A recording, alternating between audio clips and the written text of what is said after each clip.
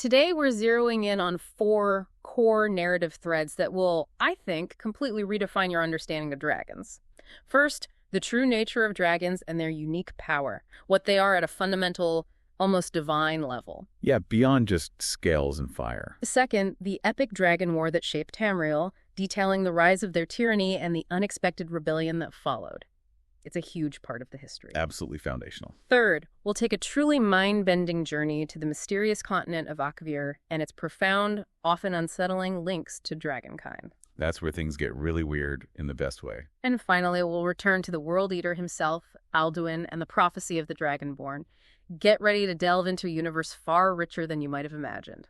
#1 in Ossid. The nature of dragons and the Thu'um. Let's start at the very beginning. When we see a dragon swoop down, it feels like a giant scaled beast, right? Just a big, powerful animal. That's the immediate impression, yeah. But our sources suggest they're far more than just powerful creatures. What are dragons really at their core? Far from it. Our sources consistently describe them as a rarely seen race of large reptilian beasts of agic nature. Agic nature. Okay, that's the key phrase there, isn't it? Absolutely key. It means they are tied to the foundational creative gods of the universe. Specifically, they are immortal children, or even fragments of Akatosh, the time god. Fragments of a god. Exactly. This divine connection is what gives them their unique, timeless essence, making them fundamentally different from any mortal creature. Imagine like a piece of a cosmic clock. That's kind of what a dragon is to Akatosh. And Akatosh's avatar often looks like a dragon, too. Precisely. His avatar often takes the form of a golden or flaming dragon, underscoring this familial bond. Archmage Shalador's writings further elaborate, suggesting dragons are kindred of the time god, where there's direct children, lesser relations, or perhaps even parts of him that split off when time itself began. So, if they're pieces of the time god, does that mean they existed before linear time, or at least perceive it differently from us? Timeless is a profound concept. Precisely. Archmage Shalador's writings suggest they existed before the advent of sequential time in the Dawn era, even if they were initially as wild and untamed as anything else in that primordial chaos. So always there, in a sense. In a very real sense, yes. Their souls possess unique properties, persisting eternally. The link between a dragon's soul and its physical remains is far, far stronger than that of a mortal. Which means even if their physical form is destroyed, they aren't truly dead in the mortal sense. They can rise again. Goodness. Unless their soul is consumed by another dragon or a dragonborn. It's fascinating. So a dragonborn or another dragon devouring a soul isn't just about gaining power, it's about absolute permanent destruction of that dragon. That's quite a definitive end for a seemingly timeless being. Exactly. That consumption grants the recipient a portion of the knowledge and life essence of their fallen opponent, but it also destroys the dragon permanently. Gone. No coming back from that. It renders it beyond the ability of any ritual to resurrect. It's a complete erasure from the cycle. Wow. There is, however, some scholarly debate about whether it's possible to use powerful soul magic to sever that connection without consumption.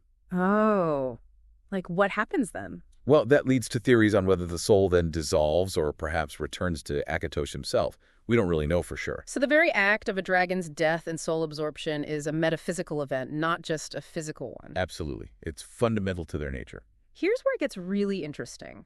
If they're fragments of a god and inherently timeless, does that profound nature also dictate their fundamental drives, say, their behavior towards others? Does it make them act a certain way? Yeah, does it make them innately powerful? Or does it come with a specific, perhaps unavoidable, urge? That's an excellent question, and our sources are very clear on this.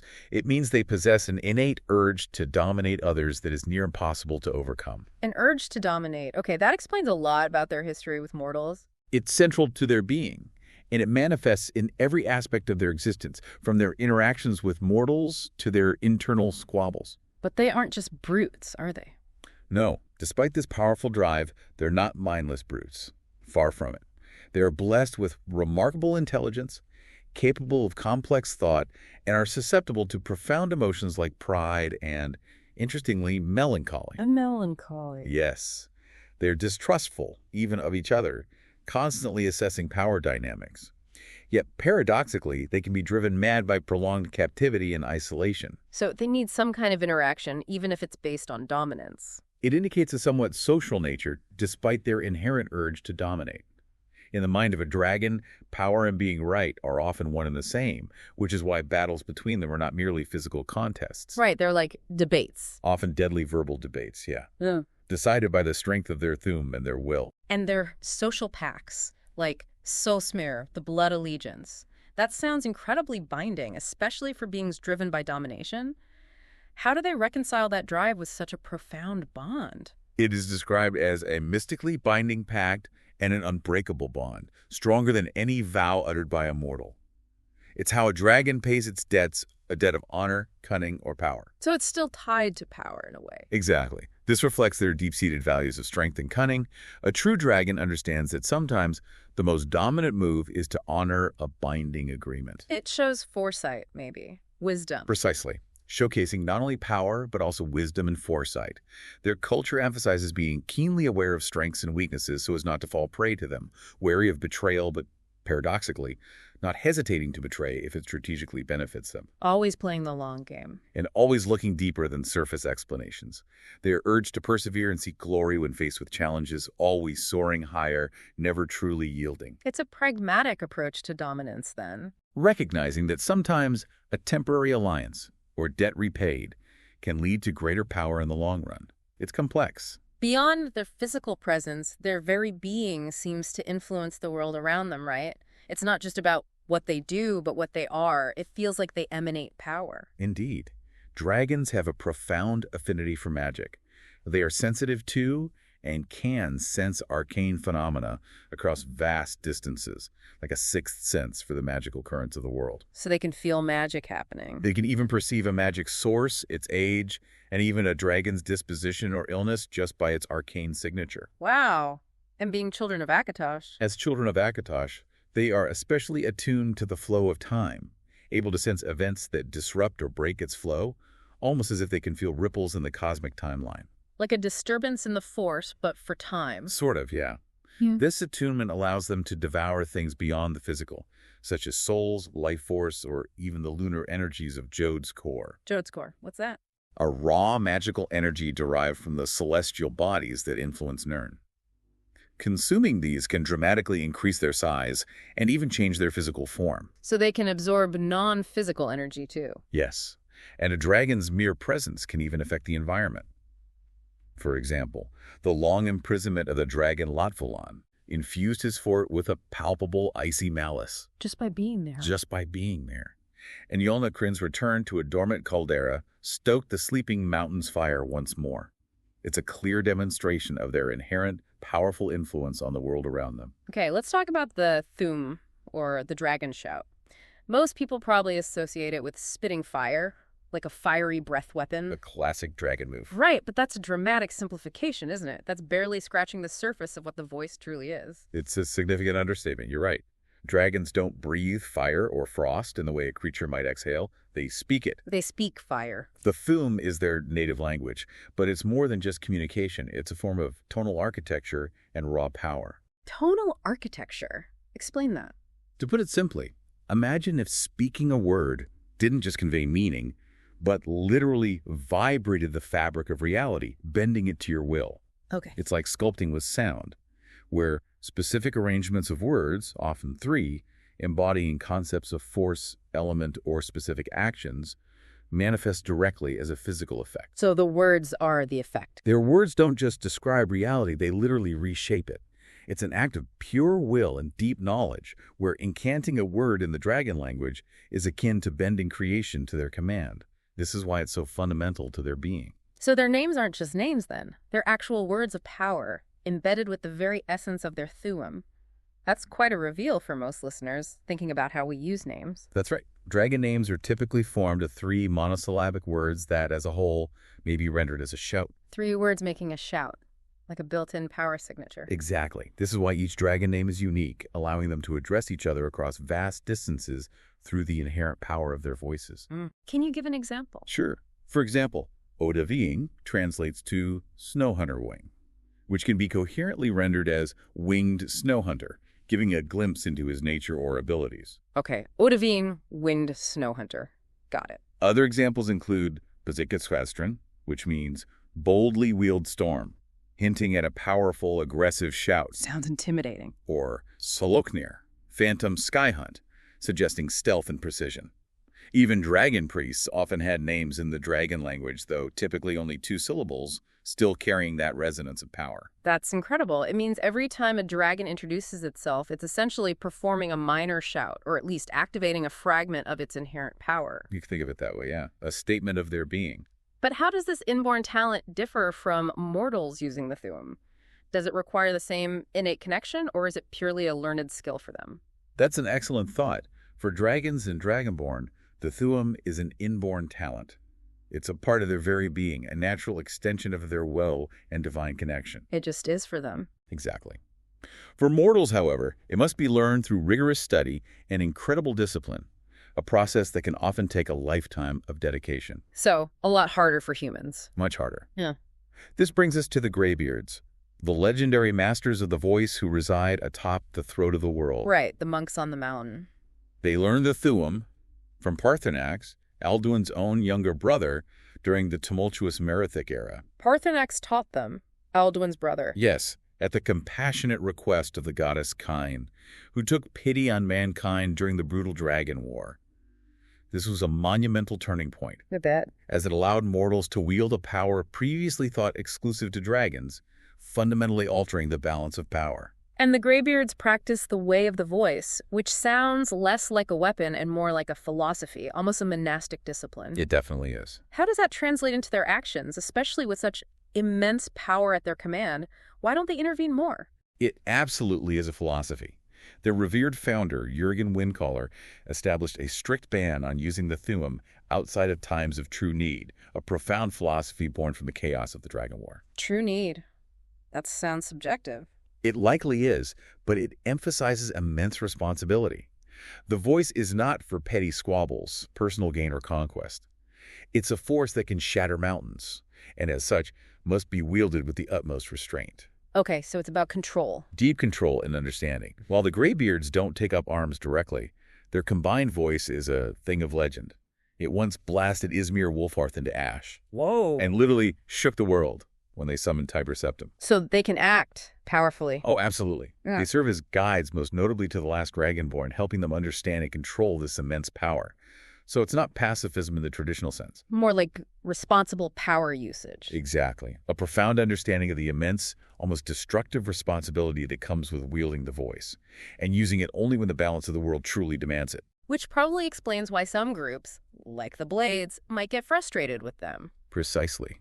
They were even criticized by some, like the Blades, for not becoming more involved in Skyrim's affairs, which truly shows just how much their restraint stood out in a world often consumed by conflict. Now let's trace the shift from dragons as revered, almost mythical beings, to tyrannical overlords. How did that happen? Was it a gradual transition or a sudden, brutal change in their dominion over mortals? Sounds like a fall from grace for both sides. It seems it was a chillingly gradual extension of their power, really rooted in Alduin's ambition. In the Merithic era, Alduin's leadership over the other dragons gradually extended to absolute rulership over mankind. So Alduin was the catalyst. He seems to be the central figure, yes. This dragon cult, which originated in Atmora, the ancestral homeland of the Nords, and spread to Tamriel, quickly established a much crueler hand over humans than the previous, maybe more symbiotic relationship. It's ruler how? At the height of their power, dragons were even said to rule the whole world. All dragons swore fealty to Alduin, their firstborn of Akatosh, who had chosen to forsake his proper duties as world eater and instead conquer the land, indiscriminately slaughtering mortals who resisted. Forsaking his duties. So he wasn't supposed to be a conqueror. According to the myths, no. His role was different. Nordic legends hold that Alduin led his brethren to terrorize and subjugate the mortal races, eventually triggering a desperate rebellion. The very air must have been thick with fear and the echoes of their shouts. And within this cult, the dragon priests held immense power, right? Were they merely servants, or did they possess their own unique abilities that set them apart from other mortals, almost like sub-tyrants themselves? Absolutely. There were certain humans handpicked by the dragons who held a special connection with the dragons, serving as their emissaries and enforcers. So humans working for the dragons. Yes, and powerful ones. These priests were on par with kings in terms of the power they wielded. acting as terrifying intermediaries between the terrified populace and the serpentine god-kings, whose true names could not even be uttered by the common folk without invoking dread. God kings. Wow. Our sources tell us they were granted magical masks that defy the laws of time and possess powerful, mysterious enchantments. The masks. Right, you find those in the game. They're powerful items. Very powerful. These unique masks, each made of varying materials and bearing the name of the dragon priest who wore it in the dragon language, were buried with their owners and are responsible for their immortality via undeath. Immortality via undeath. So, lichdom, basically. Essentially, yes, allowing them to reanimate with their full powers in 4E201 when the dragons returned. So these dragon priests essentially became immortal undead guardians, locked away in their ancient tombs, waiting. That's quite a terrifying legacy for a cult that supposedly died out. Exactly. Waiting for the call, perhaps? What kind of rituals did they perform? Was it just ruling or more sinister? Oh, it got sinister. The dragon cult stronghold of Bromjanar, now known as Labyrinthian, is thought to have been the center of power in Skyrim for this brutal empire. Labyrinthian, okay. That's where dragon priests like Miraak and Ragat decided matters of law and life itself. The sources even theorized that Alduin administered sacrificial rituals of the cult that might have involved dragons themselves suffering the sacrifice. Dragons sacrificing dragons, to what end? It's unclear, but it speaks to the absolute nature of Alduin's tyranny. His loyal followers would worship at effigies surging with the World Eater's power to gain illusory wings, and the eyes of Alduin ruby-nosed studs they believed were blessed with his blood. Ritualistic body modification. Creepy. Very. During the winter solstice, new initiates received specially crafted stone piercings, and they performed customary fire dances, magically producing beautiful draconic images out of fire to accompany their ritual sacrifices. Fire dances and sacrifices. Some sources even suggest they used fiery teleportation to announce allegiance. This demonstrates a deep-seated, almost spiritual connection to his destructive purpose, finding a certain freedom in his hunger, even creating living armor fueled by prayers to him. Living armor. That sounds unpleasant. Indeed. Their ruins, haunted by Droger and undead dragon priests, remain scattered across Skyrim as a chilling testament to this oppressive era. With such cruel masters, rebellion was not just inevitable, it was a desperate necessity. But how did mankind fight back against these seemingly invincible, divine-powered overlords? Did they discover a new power?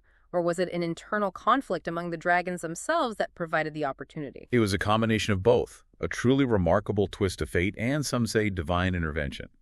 Mortals who were previously thought undefeatable by mere physical means somehow found ways to kill the dragons. Just sheer numbers, better weapons. The sources are a bit vague, but imply newfound techniques, or perhaps blessed weaponry. Some priests of the Nine Divines claimed Akatosh himself intervened, which is ironic, given Alduin is his firstborn. Yeah, intervening against his own son. Well, perhaps intervening against his son forsaking his duty. Crucially, Parthenax, Alduin's own younger brother, took pity on the Nords. Parthenax again. He's key. He was appalled by his brother's indiscriminate slaughter and deviation from his true cosmic purpose. At the request of the goddess Kine, Parthenax instructed several in the ways of the Thu'um, teaching them to channel the power of their own voices. So he gave them the weapon they needed. He enabled them, yes. This was a profound and unexpected shift, allowing mortals to wield the very power that made dragons so formidable, fundamentally changing the nature of the conflict. These first tongues then used the dragon's own power against them. That's poetic, a truly unexpected turning point in the tale of subjugation. It truly is poetic justice. These early tongues, led by legendary figures like Haikon One-Eye and Gormlaith Goldenhilt. You meet them in Sovgard, right? That's them. They harnessed the power of the voice. They created a legendary shout called Dragonrend. Dragonrend, the shout that forces dragons to land. Exactly. A unique and seemingly unnatural shout that forces a dragon to understand the mortal concept of mortality, crippling their aerial prowess and forcing them to the ground. Making them vulnerable. Precisely. This allowed them to incapacitate Alduin and cast him into time using an Elder Scroll. An Elder Scroll. Those reality warping artifacts. A relic of immense reality-bending power. This banishment was the critical turning point of the Dragon War.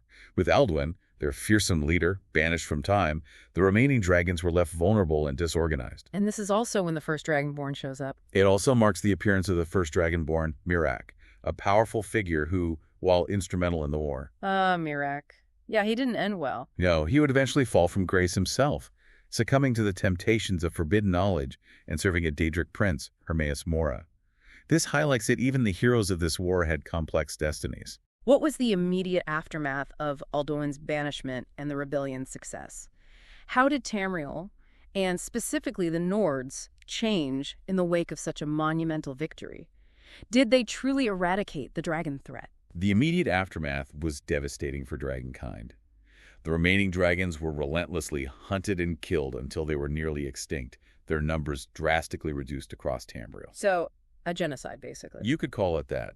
This monumental victory paved the way for the rise and fall of countless mortal empires, free from draconic tyranny. And the dragon cult. The dragon cult was marginalized and eventually died out as an active organized force, though their chilling legacy endures in the ancient ruins haunted by Draugr and undead dragon priests scattered across Skyrim, I have a constant reminder. serving as a constant, eerie reminder of their oppressive rule and the struggle that ended it. The Nords, who had revered dragons as part of their ancient animalistic religion, largely shifted their worship from these animal gods to the then 8 divines. A big religious shift. A pantheon more aligned with imperial beliefs, though older traditions, known as the Old Ways, persisted in some remote regions, particularly among the Skal. This victory reshaped not just the political landscapes, but also the religious and cultural identity of a people. Now let's take a truly fascinating detour across the sea to AKAVIR, a continent shrouded in mystery, literally meaning Dragonland. It sounds almost too perfect given our topic. Right. The name itself screams connection. What can you tell us about it beyond its evocative name? Is it truly as unknown as Tamrielic accounts suggest? AKAVIR is a continental landmass east of Tamriel, and it's less a mystery and more a historical source of profound animosity with Tamriel. Animosity, so invasions. Lots of invasions. Much of what is known about it in Tamriel is indeed acknowledged to be incomplete or inaccurate, often gleaned from early violent encounters with pirates who were assumed to have been scouts for eventual invasions. So we mostly know them as attackers. Pretty much. Its history, as far as Tamriel knows, is primarily one of conflict and violence, with its own intense internal strife when not focused on attacking Tamriel. Internal strife, too. Sounds chaotic. Very. There's even mention in some obscure texts of other, less documented AKAVIR people with rat-like or canine features, suggesting even more diverse cultures yet to be fully discovered, or perhaps already extinct within its enigmatic borders. Rat people. Dog people. Okay, AKAVIR is definitely weird. It gets weirder. And it's home to some truly unique and diverse races, unlike anything found in Tamriel. These aren't just fantasy creatures. Their descriptions are striking and sometimes contradictory. Can you elaborate on these distinct peoples? Indeed. Our sources outline 4 major nations, each with its own peculiar race and history. First, the Tsaesci, The snake people, right, all right. also known as serpent folk or snake men. Their racial status is ambiguous, a point of much scholarly debate. Some sources claim them as a human race who were eaten by snakes. Eden, like literally. Or maybe metaphorically assimilated.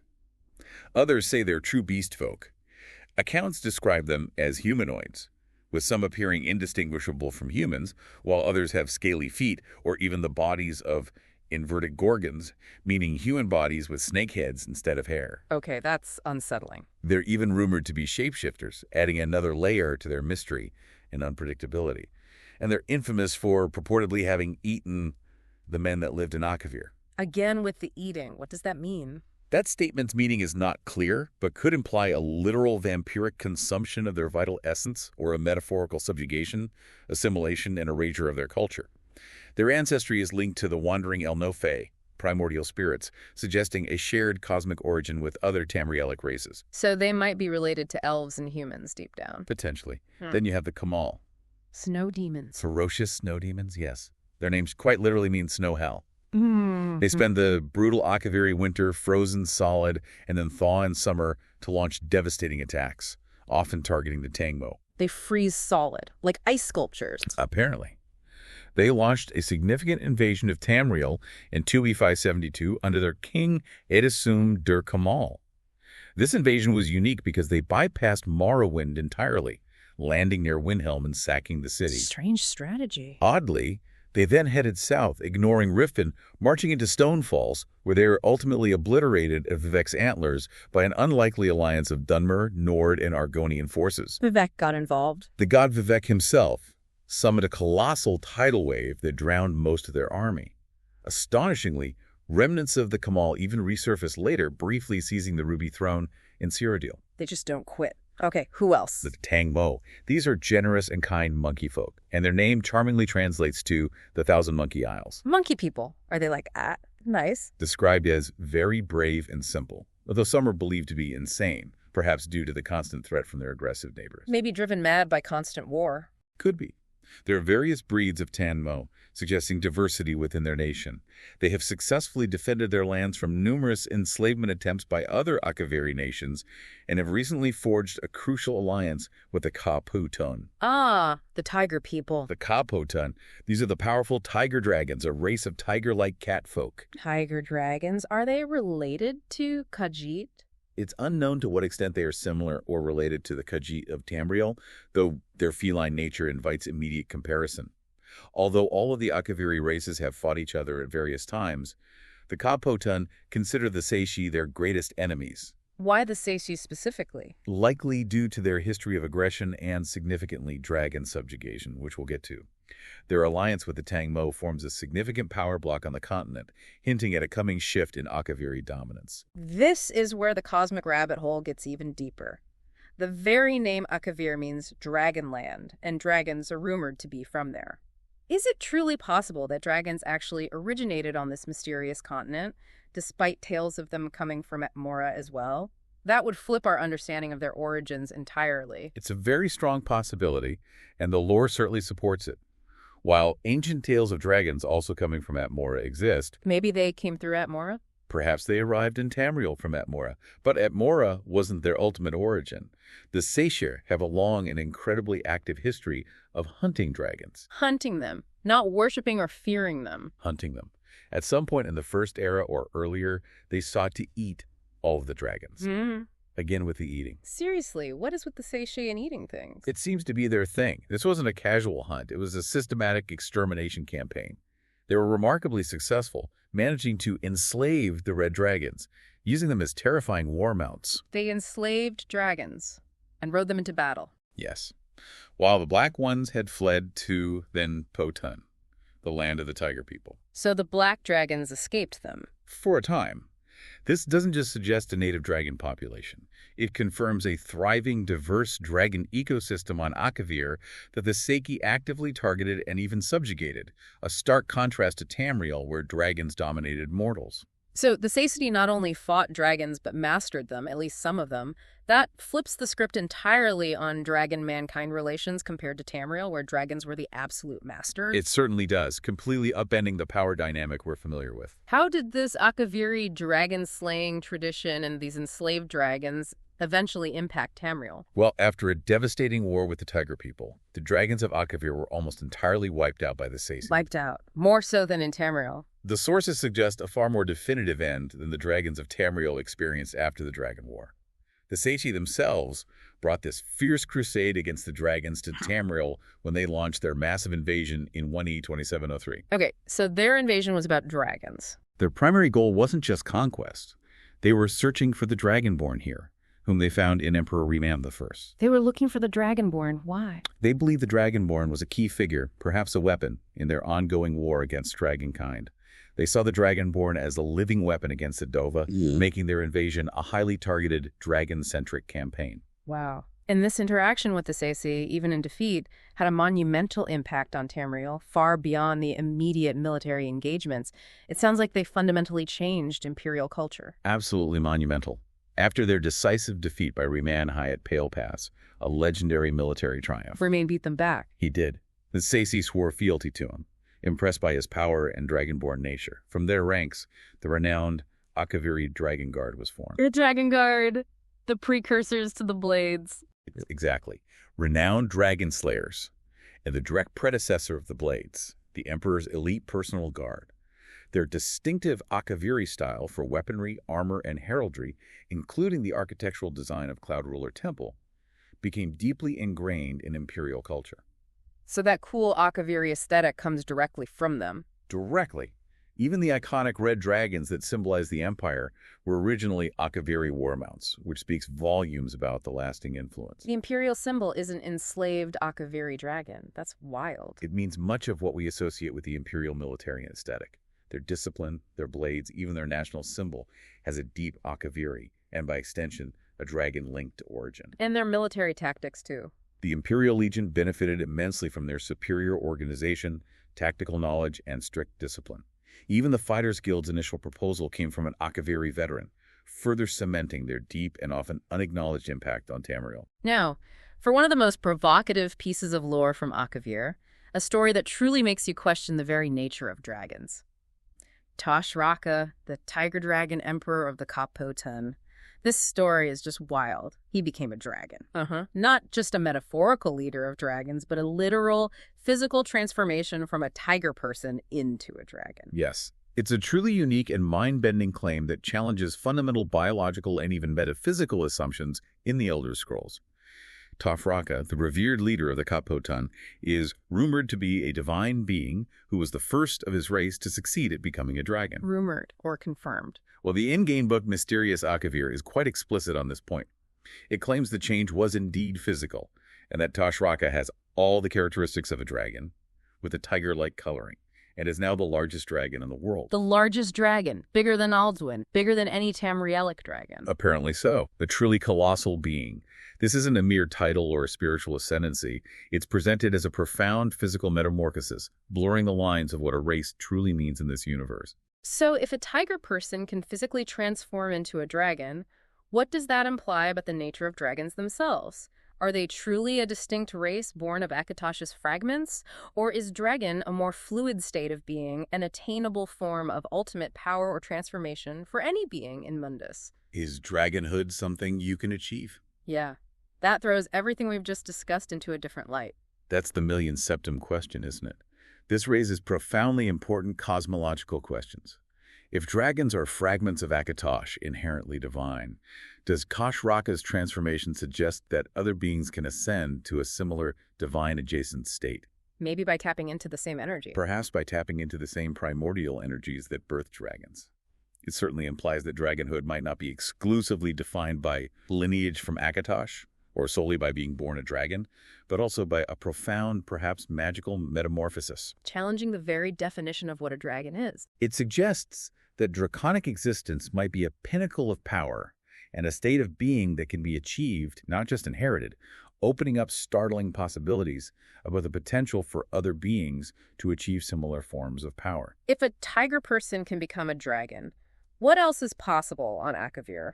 Or even in Tamriel? Exactly. It makes you wonder. And the political implications are huge, too, especially for AKAVIR and potentially for Tamriel's future. An emperor who literally becomes a dragon has to fundamentally shift the balance of power, creating an unprecedented threat. Indeed.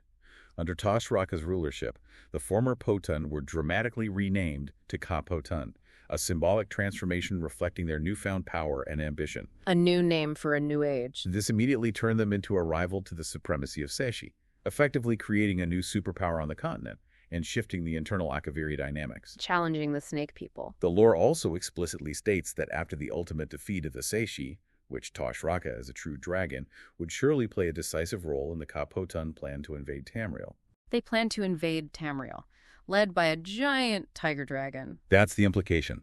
A continent ruled by a literal tiger dragon who was once a tiger person, wielding newly transformed draconic power, allied with the Tang Mo, poses a formidable and unprecedented threat, unlike any other invasion Tamriel has faced. That's terrifying. This transformation isn't just a personal journey for Tosh Raka.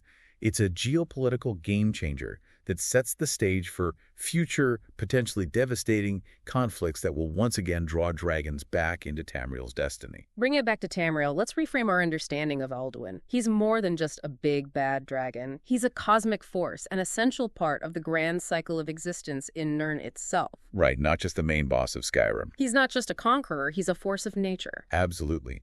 Alduin is the firstborn of Akatosh and carries the ominous moniker World Eater Alduin. Destroyer, Devour Master in the Dragon tongue. Destroyer, Devourer, Master, that's pretty clear. His mythological significance transcends simple villainy. He's the harbinger of Ragnarok and the end of the current kalpa, or cycle of the world. The end of a world cycle. So necessary in a way. For the Nords, traditionally, yes. He ushers in the destruction necessary for a new world to begin.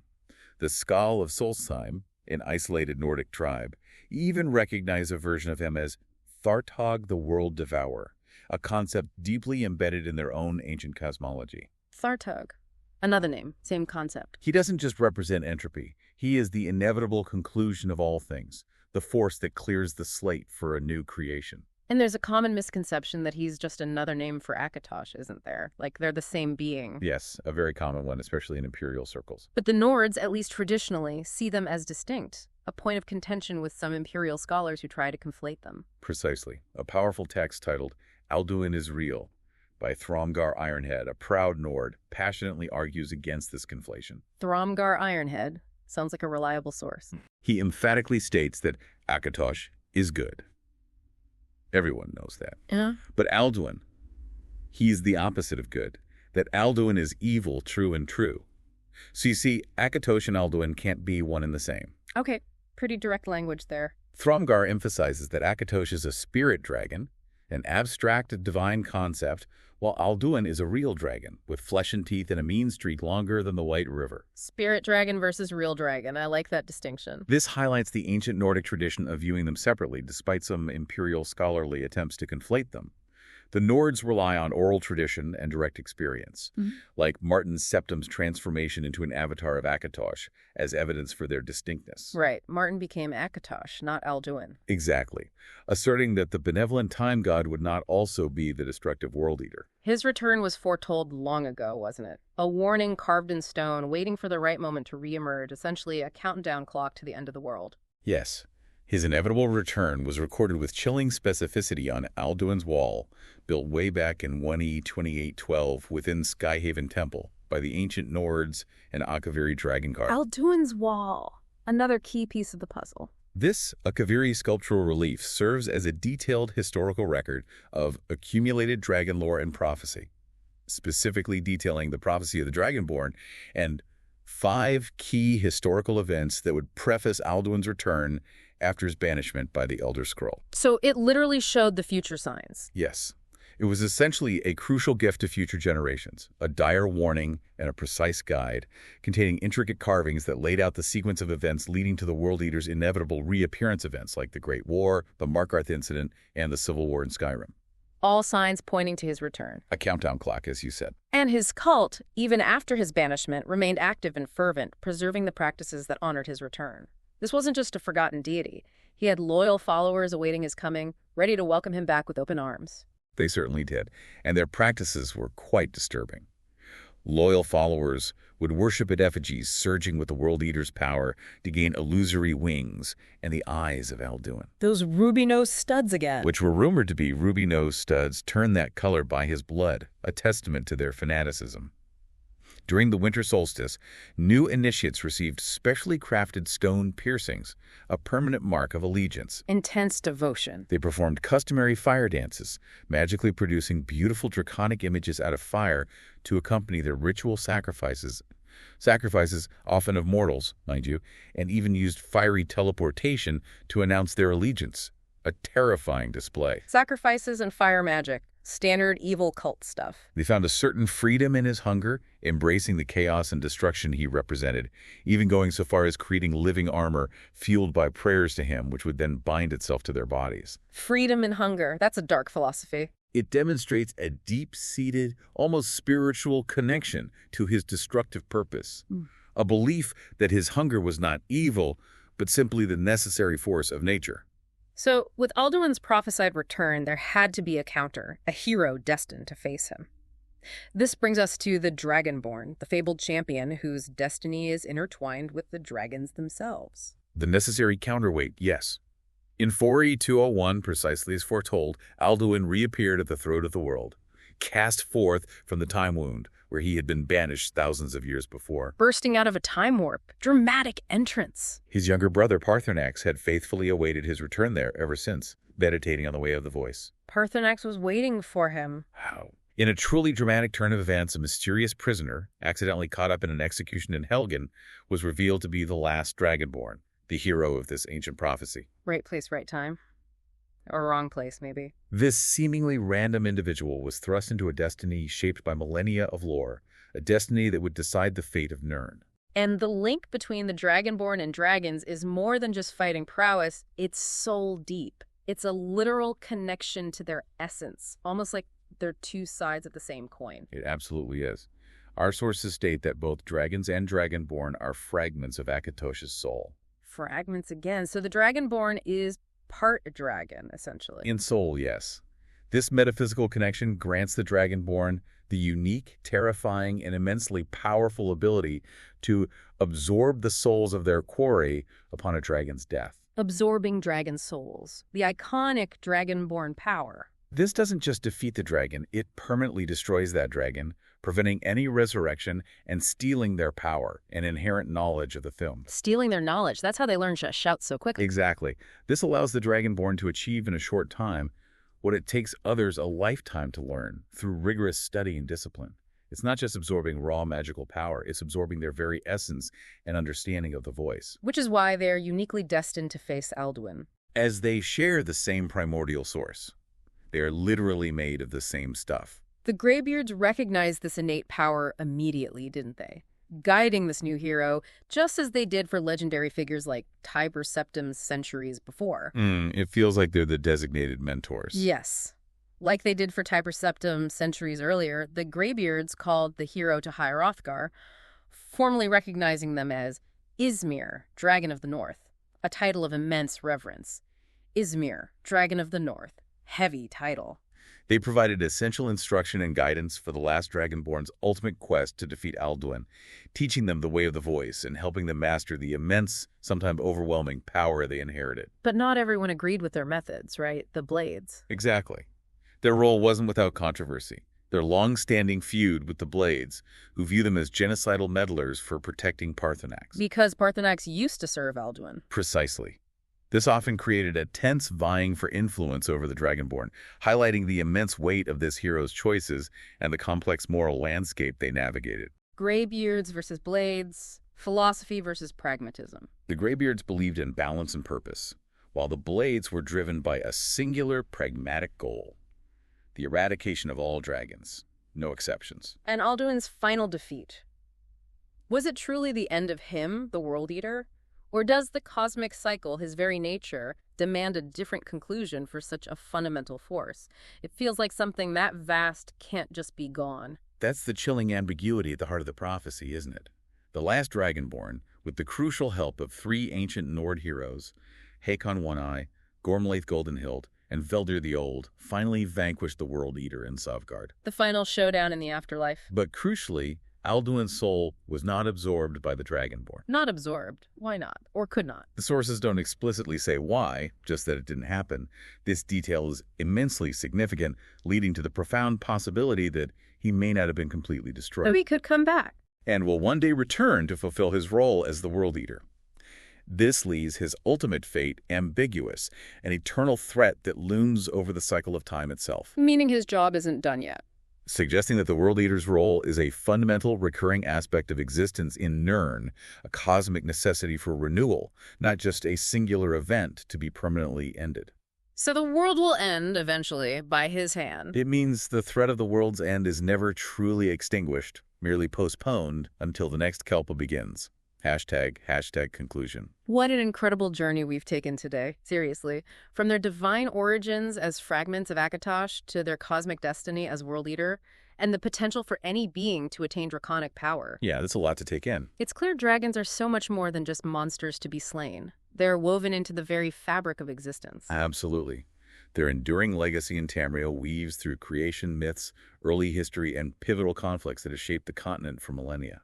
They are children of Akatosh, architects of their own unique civilization, tyrannical rulers, and fundamental subjects of prophecy. Their existence doesn't just influence history. It shapes the very flow of time and the destiny of nations.